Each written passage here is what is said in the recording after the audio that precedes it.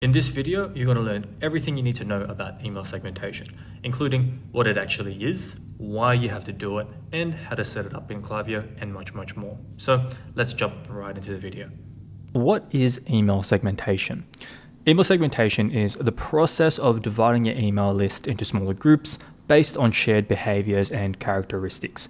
Some of these characteristics might be like purchase history, maybe their location, or their interests. So why is this important? So let's imagine the segments that you might have in your own life, right? You'll have, for example, your family, your colleagues or your employees, and your friends. The way you'd speak to each of these groups would be pretty different, I would hope.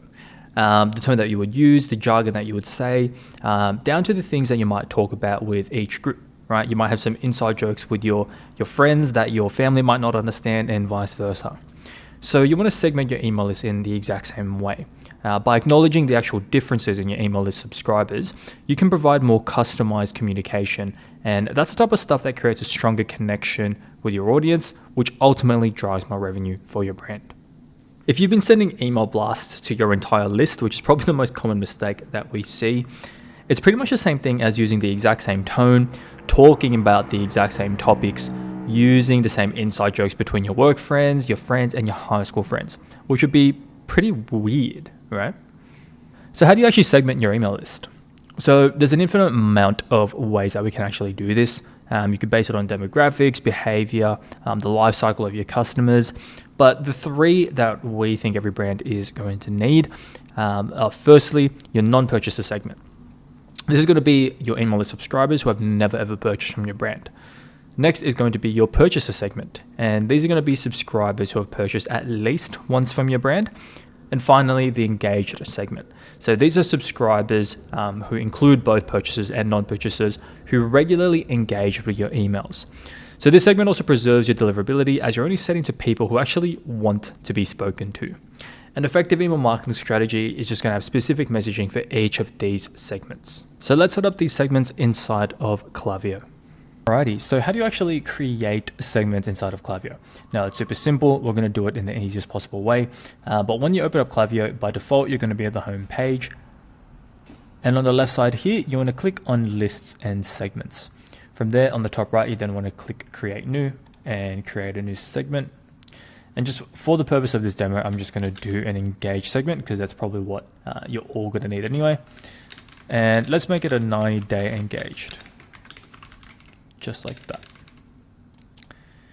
Then you can follow these definitions exactly. So firstly, for all of your segments, you pretty much are always going to want this definition in there because it just makes sure that people actually can be legally emailed. Then you want to do an end condition, and here you want to do what someone has done, which here is going to be clicked an email at least once in the last 90 days or opened an email at least once in the last 90 days.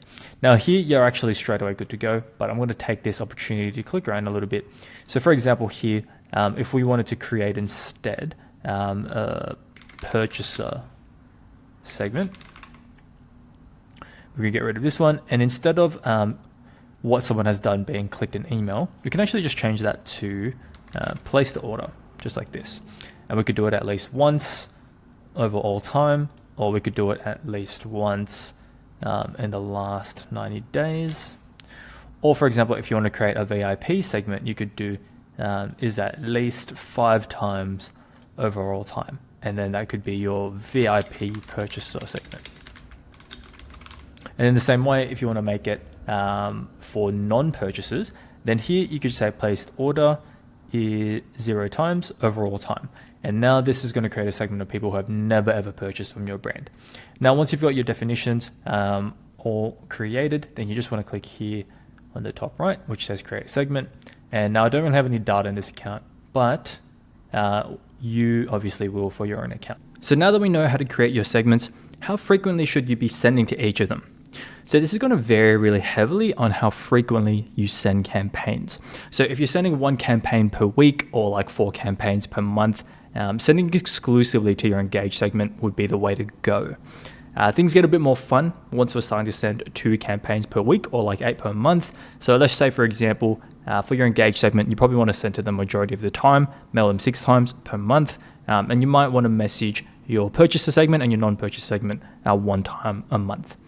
It's only when you're sending twice per week is when you want to dedicate specific messaging to both the non-purchaser and purchaser segments, and send them content to help them get to their next purchase.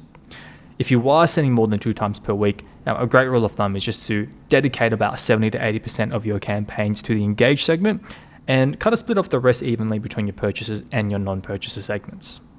Now, what type of messages should you be sending to your engaged segment? So let's remember here that this segment is full of people who both have and haven't purchased.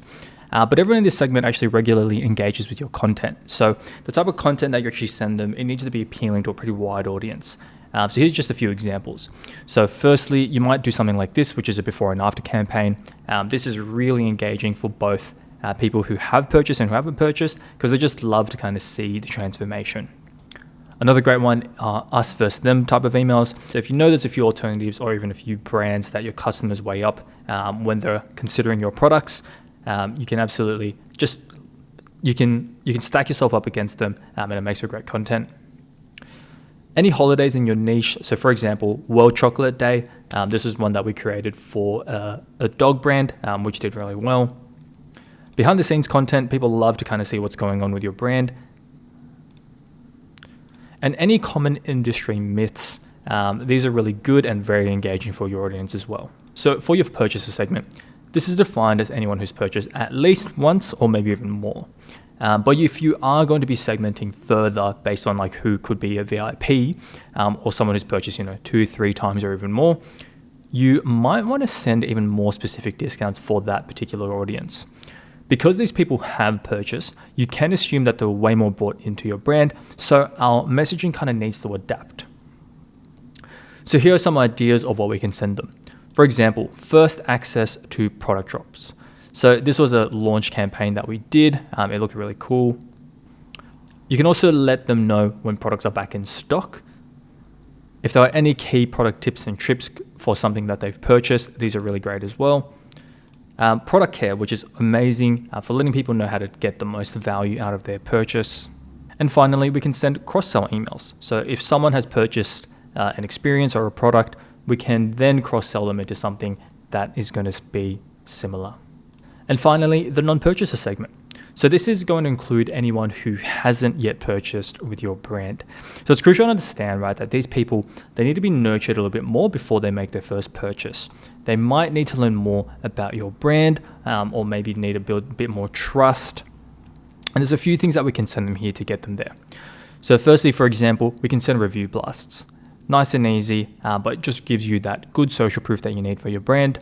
We can send things like customer case studies. So if there's a customer who had a really good experience, maybe they left a great review, or maybe they sent some user-generated content for your brand, you can actually just package that up and send it out in an email. You can do product education, right? So in this one here, we'll kind of educate the audience about what waterproof liners are and why that makes them more competitive than their competitors. Another one here is our product brand FAQs. So any product, any brand is going to have a bunch of FAQs that they'll probably be answering multiple times. And often you can actually just package that up in an email and send it to your customers. And finally, product guarantees. So if you order, if your brand offers 30-day guarantees or 100-day guarantees, these are actually really good as well to include in your messaging. So as a bit of a recap here, email segmentation is the process of dividing your email list into smaller groups based on shared behaviors and characteristics. These might be purchase history, location, interests, and the reason why you want to do this is because it allows you to make more personalized communication to your audience, which makes your email strategy much more effective. Now, you are going to be mostly sending to your engaged segment, and you want to sprinkle in a couple of emails over to your purchaser segment and your non-purchaser segments. Now, the content you should be sending to each segment needs to be relevant to them. So for example, you might want to send customer case studies to non-purchasers. You might want to send first access and exclusive offers to your existing customers. And you might want to send before and afters, maybe some myth busters and other interesting content to your engaged segment. Now, 2 action steps for you after watching this video. Firstly, I want you to create your purchaser, non-purchaser, and engaged segments inside of Klaviyo. You can rewind to see exactly how to do that. Then I want you to create a campaign calendar for the next month. This does mean you are going to need to plan out your content. And I want you to plan 6 campaigns for the engaged segment and 1 campaign for your purchaser and non-purchaser segments. Once you've done that, you've actually created a full email strategy, including segmentation, and you should see a really nice spike in your email marketing performance. I hope that helps and I hope that was clear. If you have any questions for me, drop a comment in the section there. Subscribe for more content and let me know what you want to see. Thanks.